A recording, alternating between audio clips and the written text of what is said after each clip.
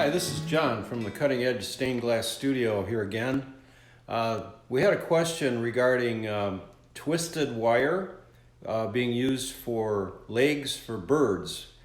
So the twisted wire video is already on our channel that will explain how we twist the wire.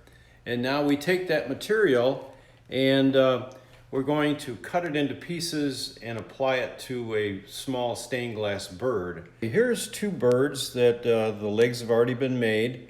It's again out of twisted wire. You can see one is twisted with 3 strands of wire, the other is twisted with only 2.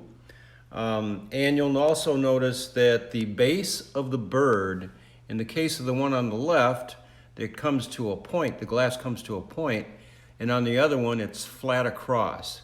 Now the position of the legs has to be placed in along the bottom of the glass so that it balances the bird. So the length of wire that you use is going to be determined by that. So in this case with the bird on the right, I started out with 2 4-inch pieces of wire. One I keep long, the other I cut into 2 pieces. Now the long piece, take that out of the way. Here's the long piece. We just bend that in half at a 45-degree angle. And then the other 2 small pieces, we do the same thing. Okay?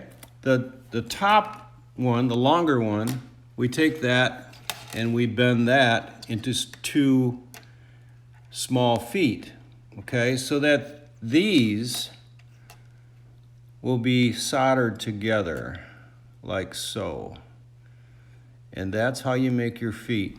As you can see, they're soldered. And that's all there is to it. So, like I say, you'll have to determine the length of the wire based on the size of the bird and where it's going to be located at the bottom in order to balance. So if you have any questions, leave comments below, please. And of course, subscribe, and we'll be putting out more videos as time goes on. Thank you.